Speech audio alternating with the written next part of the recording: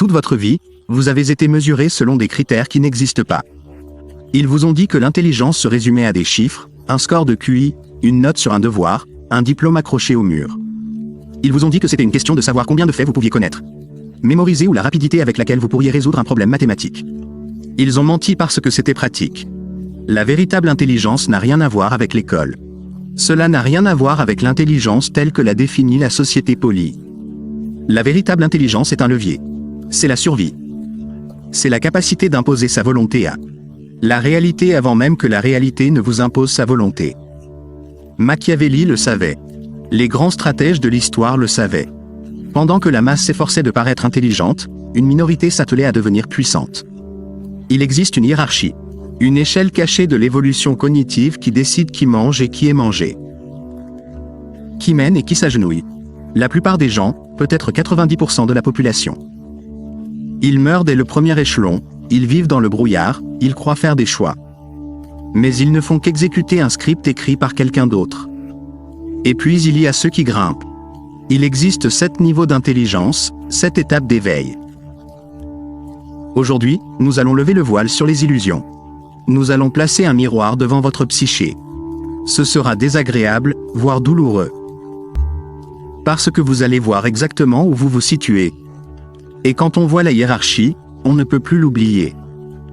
Les visages des gens autour de vous changeront. Vous verrez les ficelles attachées à leurs membres, vous verrez le silence dans leurs yeux. La seule question est, avez-vous le courage de découvrir votre classement ? Regardez autour de vous, regardez vraiment, marchez dans une rue bondée d'une ville aux heures de pointe. Observez les visages dans le métro, faites la queue au supermarché. Que voyez-vous ? Vous voyez les dormeurs, c'est le niveau 1, et c'est le plus. Niveau de foule générale. La personne endormie n'est pas forcément stupide. Elle pourrait avoir un QI élevé. Il peut s'agir d'un médecin, d'un avocat, d'un comptable. Il pourrait réciter du Shakespeare ou du code en Python. Mais fonctionnellement, ils dorment. À ce niveau, l'intelligence est purement réactive. Le sujet dormant n'agit pas, il subit l'action. Sa vie est une succession de réflexes biologiques et sociaux. L'alarme sonne, il se réveille, le patron donne des ordres, il baie. Le présentateur parle, croit-il, la publicité apparaît. Il achète, il pense que ses opinions lui appartiennent. Mais si vous insistez, si vous lui demandez pourquoi il croit ce qu'il croit, il va s'effondrer, il va répéter un titre qu'il a vu sur Twitter. Il partagera un sentiment que ses parents lui ont inculqué, il est un réceptacle des idées des autres. Machiavel décrivait cette catégorie d'hommes comme ceux qui sont si simples et si soumis aux nécessités présentes que celui qui cherche. Celui qui cherche à tromper trouvera toujours quelqu'un qui se laissera tromper. Le dormeur se caractérise par son manque de pouvoir d'agir. Il vit dans un locus de contrôle externe. Tout ce qui lui arrive est la faute de quelqu'un d'autre. L'économie, le gouvernement, son conjoint, sa chance. Il est victime des circonstances, emporté par un fleuve qu'il refuse de naviguer. Psychologiquement, le dormeur est terrifié par l'autonomie. La liberté n'est pas un don pour lui, c'est un fardeau. Si on lui laissait carte blanche, il paniquerait. Il a besoin d'un maître, il a besoin d'une structure. Il veut qu'on lui dise ce qui est bien, ce qui est mal et ce qu'il doit faire ensuite. Voilà pourquoi le dormeur est obsédé par le consensus. Il a besoin de savoir ce que pense la majorité avant de se sentir en sécurité pour le penser. Il consulte la section des commentaires avant de se forger une opinion. Il consulte les tendances de la mode avant d'acheter des vêtements. Sa plus grande peur, c'est de ne pas avoir tort, sa plus grande peur. Se retrouve seul, vous connaissez ces gens, vous travaillez avec eux.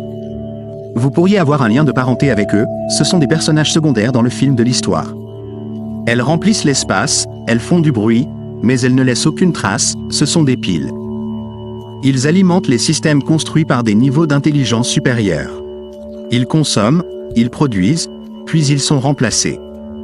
Si vous êtes au niveau 1, vous ne regardez probablement pas cette vidéo. L'algorithme ne montre pas ce genre d'obscurité aux dormeurs. Mais si vous étiez endormi et que vous l'êtes seulement maintenant, en vous relevant, comprenez ceci, la douleur que vous ressentez. Ce sentiment persistant que votre vie ne vous appartient pas n'est pas un symptôme de dépression. C'est un symptôme de la réalité qui perce l'anesthésie. Quand un dormeur se réveille, il ne devient pas immédiatement sage, il devient bruyant. Il passe au niveau 2, le mimétisme. Le mimique a compris que le monde est un jeu. Il comprend que l'intelligence est une monnaie qui permet d'acheter le respect. Statut et validation, mais il n'a pas encore sa propre volonté. Il vole donc l'esprit des autres. Le mimétique est l'esprit moyen. C'est le genre de personne, à un dîner, qui utilise des mots compliqués qu'elle ne comprend pas vraiment. Il est le militant de Twitter qui s'est emparé de la dernière cause en date. Non pas parce qu'il s'en soucie, mais parce que cela témoigne de vertu. Il lit les critiques de livres, jamais les livres. Il cite la nature, mais n'a jamais contemplé les abîmes. Au niveau 2, l'intelligence est une performance, un costume. Le mimétique est obsédé par l'esthétique de l'intellect. Il collectionne les diplômes, les certifications et les titres comme des pierres précieuses. Il a besoin que vous sachiez qu'il est intelligent. Il a besoin d'applaudissements. C'est le niveau le plus dangereux pour votre ego. Car au niveau 2, on se sent supérieur aux dormeurs. Vous les regardez de haut, vous pensez, regardez ces moutons. Je suis éveillé, mais vous ne l'êtes pas. Vous faites simplement un rêve différent. Le mimétique est pris au piège de l'effet Dunning-Kruger. Il en sait juste assez. Il se prend pour un expert, sans pour autant se rendre compte de son ignorance. Machiavel nous a mis en garde contre ce genre de situation. Il parlait de ceux qui confondent l'apparence de la vertu avec la vertu elle-même. L'imitateur croit que s'il ressemble à un chef, c'est qu'il est un chef. S'il a l'air d'un philosophe, c'est qu'il en est un, mais creusez davantage, remettez en question son imitation. Demandez-lui de résoudre un problème inédit. Demandez-lui de construire un système à partir de zéro, il paniquera, car il ne pourra pas. Créer, il ne peut que copier. Il est écho, reflet. Le drame du mime, c'est qu'il est accro à la validation extérieure. Toute son estime de soi repose sur l'approbation de la classe intellectuelle à laquelle il aspire à appartenir. Il est terrifié à l'idée d'être démasqué comme un imposteur. Cela le rend rigide. Cela le rend agressif lorsqu'on le questionne. Si vous vous surprenez à essayer constamment de prouver que vous avez raison. Si vous vous retrouvez à mémoriser des arguments pour gagner un débat. Au lieu de chercher la vérité, vous restez bloqué au deuxième niveau. Tu es un perroquet, coloré, bruyant, capable de parler, mais incapable de penser. C'est ici que commencent les ténèbres. Lorsque vous cessez de jouer un rôle pour les autres et commencez à observer la réalité telle qu'elle est réellement. Vous atteignez le niveau 3. La calculatrice. Voici le renard. La calculatrice n'a plus besoin de validation. Il ne se soucie plus de savoir si les gens le trouvent intelligent. Se soucier de gagner, c'est le premier niveau d'une véritable autonomie. La calculatrice examine le monde, les lois, la morale, les contrats sociaux. Et il se rend compte qu'il ne s'agit pas de vérités absolues. Ce sont des règles arbitraires, et les règles peuvent être contournées.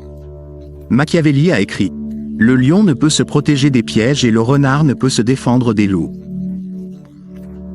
Il faut donc être renard pour reconnaître les pièges et lion pour effrayer les loups. La calculatrice, c'est le renard, elle repère les pièges. Il comprend les mécanismes d'incitation, il observe son patron, son associé, son gouvernement. Et il demande, que veulent-ils? De quoi ont-ils peur? Comment puis-je utiliser cela?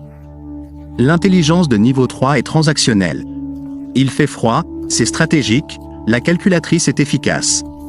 Il gravit les échelons hiérarchiques non pas en travaillant le plus dur, mais en manœuvrant les plus intelligents, il sait qui flatter. Et qui ignorer, il sait quand parler et quand se taire. Mais la calculatrice est souvent seule. Car lorsque l'on considère chaque interaction comme une transaction, on tue l'élément humain. Vous commencez à considérer les gens comme des pièces d'échecs. Et si cela vous rend puissant, cela vous rend aussi paranoïaque. La calculatrice le surveille constamment. Parce qu'il suppose que tout le monde est aussi une calculatrice. Il projette sa propre ruse sur le monde, il a confiance. Personne, c'est le piège du niveau 3, vous devenez prisonnier de votre propre stratégie. Tu es tellement absorbé par le jeu que tu oublies de vivre. Vous êtes efficace, certes, mais vous êtes vide. De nombreux PDG, politiciens et entrepreneurs à succès s'arrêtent ici. Ils ont de l'argent, ils ont un statut social, mais ils n'ont pas la paix. Ils sont pris au piège dans un état perpétuel de surveillance des menaces et des opportunités. C'est la personne la plus intelligente de la pièce, mais elle reste. En s'adressant à la salle, il joue toujours au sein du système. Si quelqu'un d'autre a construit la partie, il gagne la partie, mais ils n'en sont pas pour autant libérés. Pour aller plus haut, il faut cesser de ne penser qu'à soi. Tu dois devenir une force de la nature. Le renard est rusé, mais il se cache dans des trous. Le niveau 4 est l'opérateur, le lion. L'opérateur transcende le simple calcul. Il ajoute un nouvel élément, la volonté. La calculatrice tente de se repérer dans le monde. L'opérateur tente de façonner le monde par la seule force de sa personnalité et de ses compétences. Il s'agit du niveau du haut commandement. L'opérateur ne se contente pas de voir les pièces d'échecs, il les déplace. Convaincu de sa conviction, il n'a pas peur du conflit, bien au contraire, il s'y épanouit. Machiavel disait qu'il vaut mieux être craint qu'aimé, si l'on ne peut être les deux. L'opérateur le comprend, il est prêt à prendre les décisions difficiles que les dormeurs. Les imitateurs et les calculatrices sont trop terrifiés pour être fabriqués. Il assume la responsabilité. À ce niveau, l'intelligence devient génératrice. Vous ne vous contentez pas d'exploiter les opportunités existantes. Vous en créez de nouvelles grâce à votre capacité d'exécution. Les gens suivent l'opérateur, non pas parce qu'il les manipule comme le renard, mais parce qu'il représente l'ordre dans un monde chaotique. Il est un phare, il a une vision et la discipline nécessaire pour marcher vers elle. Quitte à entraîner tout le monde avec lui si nécessaire, mais le lion a un défaut fatal. Visibilité. L'opérateur est bruyant, il se tient devant, il s'attribue le mérite. Mais il est aussi blâmé, il est une cible. Parce qu'il s'appuie sur la force et la présence, son pouvoir est lié à son énergie physique. S'il tombe malade, l'empire s'effondre. S'il montre des signes de faiblesse, les loups attaquent. L'opérateur est épuisé, il porte le poids du monde sur ses épaules. Il se prend pour le roi, mais il est en réalité le serviteur le mieux payé. Il est esclave de sa propre ambition. Il pense que le pouvoir consiste à agir, à contrôler, à être vu. Il n'a pas encore appris la leçon ultime du pouvoir. Que les choses les plus dangereuses de l'univers sont celles que l'on ne peut pas voir. Nous entrons maintenant dans les eaux profondes, les niveaux qui ne sont pas enseignés à l'école. Les niveaux contre lesquels les moralistes vous mettent en garde. Le niveau 5, c'est le marionnettiste. Si le renard est rusé et le lion fort, le marionnettiste est invisible. Le marionnettiste s'est rendu compte que le contrôle direct, niveau 4, est inefficace. Cela crée une résistance. Si vous poussez quelqu'un, il résiste. Si vous donnez des ordres à quelqu'un, ils vous en veulent. Mais si vous parvenez à leur faire ce que vous voulez, ils vous appartiennent. C'est du soft power, c'est de l'influence. Le marionnettiste ne se tient pas sur le podium. Il se tient dans l'ombre, derrière le podium, et murmure à l'oreille du lion. Il comprend les couches les plus profondes de la psychologie humaine. Il sait que les humains sont mus par deux choses, le désir et la peur. Il ne combat pas la réalité, il la séduit. Le marionnettiste crée des récits, il orchestre des situations où l'issue est inévitable. Pourtant, chacun a le sentiment d'avoir fait un choix libre. Il est passé maître dans l'art de nier toute responsabilité. Si un projet échoue, son nom n'y figure nulle part. S'il réussit, il en récolte les fruits. Il agit par l'intermédiaire d'intermédiaires. Il utilise les dormeurs, les imitateurs, les calculateurs et même les opérateurs comme des membres de sa famille. Machiavelli a écrit « Tout le monde voit ce que vous montrez. Peu de gens savent ce que vous êtes vraiment. » Le marionnettiste vit selon ce code. C'est un métamorphe. Il devient qui il doit être pour obtenir ce qu'il veut. Il n'a pas d'identité fixe. Il est comme l'eau. Pour le dormeur, c'est un ami. Pour l'opérateur, c'est un conseiller fidèle. Pour la calculatrice, il est partenaire commercial. Aucun d'eux ne se rend compte qu'il est manipulé, mais le niveau 5 a un prix terrible. Dissociation. Quand on passe sa vie à porter. Avec le port du masque, on oublie à quoi ressemble son visage. Lorsque vous considérez chaque interaction humaine comme une opération psychologique, vous perdez la possibilité de vous connecter. Le marionnettiste est puissant, certes, mais c'est un fantôme. Il parcourt le monde, mais il n'est pas du monde. Il est froid, plus froid que le renard. Il observe l'humanité avec le détachement d'un scientifique observant des bactéries dans une boîte de pétri. Il peut les prédire, il peut les contrôler, mais il ne peut pas être l'un d'eux. C'est le summum de la manipulation, dans la solitude. La plupart des psychologues sombres s'arrêtent ici, ils pensent que c'est le sommet. Ils pensent qu'être la main invisible est le pouvoir ultime. Mais ils ont tort, car le marionnettiste continue de jouer la partie. Il manipule encore les pièces, il réagit encore à l'échiquier. Le véritable maître ne joue pas, le véritable maître construit le casino. c'est le niveau de la divinité. L'architecte ne manipule pas les gens. Il conçoit des environnements. Il comprend que le comportement humain est fonction de l'environnement. Si vous voulez que les gens marchent d'une certaine façon, vous ne leur demandez pas. On ne les trompe pas. On construit un couloir. L'architecte construit le couloir. Il crée des systèmes, des idéologies, des entreprises, des algorithmes, des religions, des nations. Il fixe les règles du jeu auxquelles les dormeurs sont soumis. Mélange, renard, lion et marionnettistes se disputent tous. Pendant que le renard essaie de voler un raisin. Et le lion se bat pour tout le troupeau. Et le marionnettiste persuade quelqu'un d'eux. Donnez-lui les raisins, l'architecte est propriétaire du vignoble. C'est cela, l'intelligence systémique. C'est la capacité de penser en termes de conséquences de deuxième, troisième et quatrième ordre. L'architecte raisonne en décennies et en siècles, et non en trimestres financiers. Il est détaché du résultat des batailles individuelles car il a truqué la guerre. Pensez aux créateurs des plateformes de médias sociaux. Ce sont des architectes. Ils se fichent de ce dont vous discutez. Ils se fichent de vos opinions politiques. Des vents latéraux, ils ont construit l'arène. Ils profitent du bruit, ils profitent du conflit. L'architecte n'est ni mauvais, ni bon, il est inévitable. Il observe le chaos du monde et y perçoit des schémas, il discerne le code qui se cache derrière la matrice. Et il le réécrit. Pour atteindre le niveau 6, il faut abandonner le désir de gloire personnelle. Vous devez renoncer au désir de contrôler les individus. Vous devez tomber amoureux de la structure, vous devez devenir un étudiant de la civilisation. Vous devez comprendre l'économie, la psychologie, l'histoire et la physique, et les tisser en une seule tapisserie.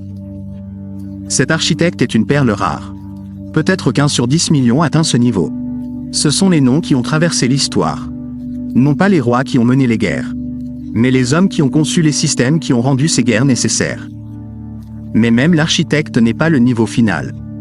Car l'architecte reste attaché à sa création. Il se soucie toujours de savoir si le système fonctionne. Il a toujours un ego, même s'il le projette dans son travail. Si son système s'effondre, il en souffre. Il existe un niveau supérieur, un niveau presque inhumain. Le niveau ultime d'intelligence ne consiste pas à ajouter, mais à soustraire. C'est le vide.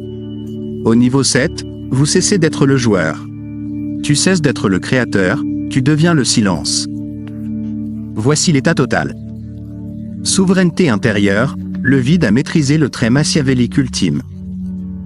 Détachement émotionnel et psychologique complet du monde extérieur. Il ne possède rien, et pourtant il possède tout. Il n'a pas peur, car il n'a aucun attachement. On ne peut pas menacer un homme qui ne se soucie pas de vivre ou de mourir. On ne peut pas corrompre un homme qui ne désire rien de ce que vous possédez. On ne peut manipuler un homme qui n'a pas d'ego à flatter. Le vide contemple l'architecte. Système, les machinations du marionnettiste, les murs du lion et les ruses du renard. Et il sourit, il voit tout cela comme une pièce de théâtre, une plaisanterie cosmique. Ceci n'est pas du nihilisme, le nihilisme est désespoir, ceci est la transcendance. Le vide opère avec une clarté parfaite, car sa vision n'est pas obscurcie par le désir. Il fait exactement ce qui est nécessaire, ni plus, ni moins. Il est comme l'eau, on essaie de le saisir, et il nous échappe. Tu essaies de le couper avec tes doigts, il se reforme, tu essaies de le brûler. Et il se transforme en vapeur, pour ensuite s'abattre sur vous. Machiavel y faisait allusion, il parlait de fortuna, de chance, de destin, du chaos de l'univers. Il a dit, la moitié de notre vie est régie par la fortune, et l'autre moitié par notre volonté. Le vide a aligné sa volonté sur celle de Fortuna.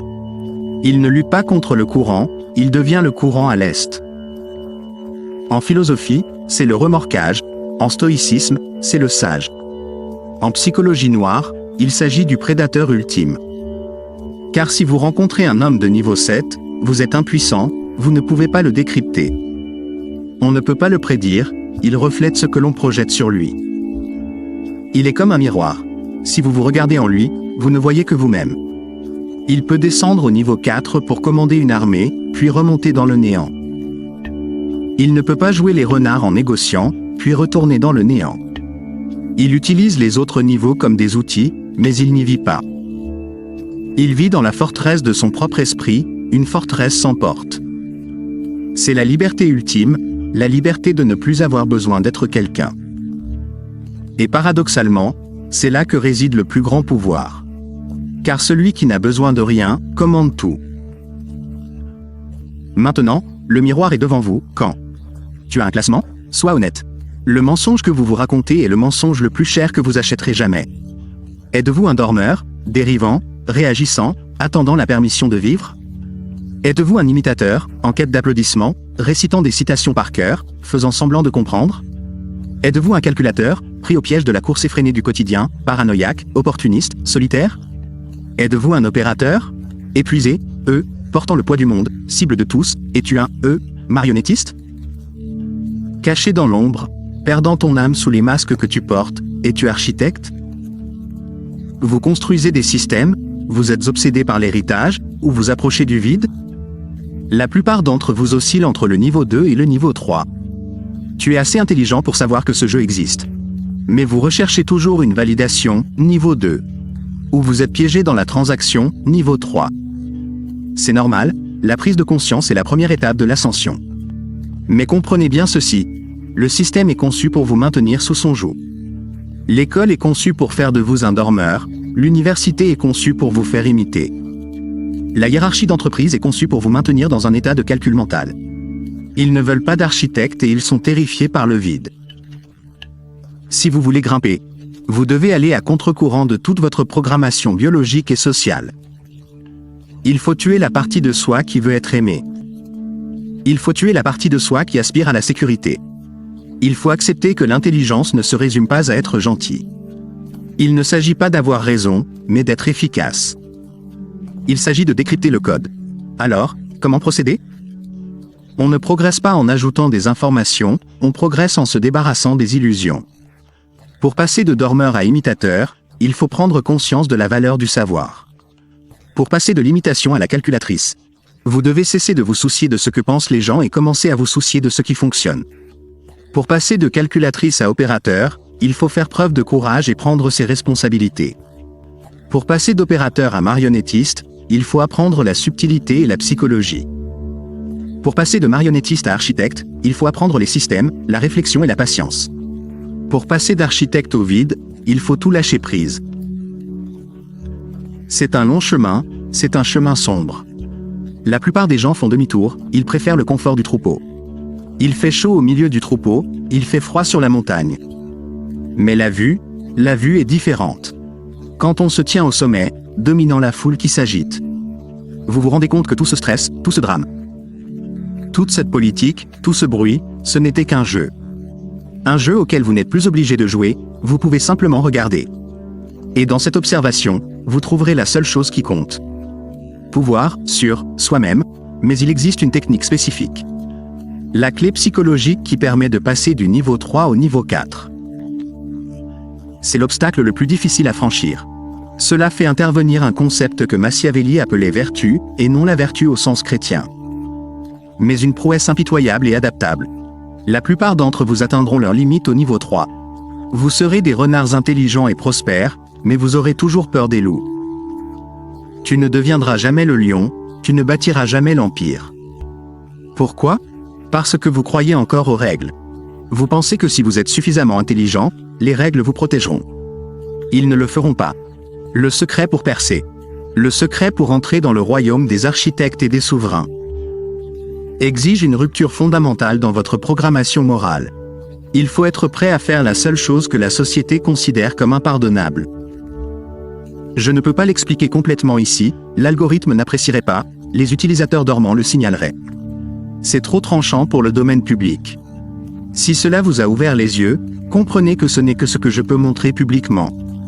Il y a des vidéos que je ne peux pas télécharger pour tout le monde. Il existe des aspects de la psychologie noire qui sont tout simplement impossibles. Nous diffuser publiquement sur YouTube sans être censurés ni démonétisés. L'algorithme supprime les informations les plus importantes. Ces contenus se trouvent derrière le bouton « Rejoindre ». Si vous êtes encore là, c'est que vous êtes différent des autres. Abonnez-vous si ce n'est pas déjà fait, mais si vous voulez découvrir ce qui est caché. Cliquez sur le bouton « Rejoindre » et accédez au niveau architecte. Vous débloquerez des vidéos exclusives non censurées qui plongent dans les profondeurs de la psyché humaine. La plupart ne le feront pas, c'est bien là le problème.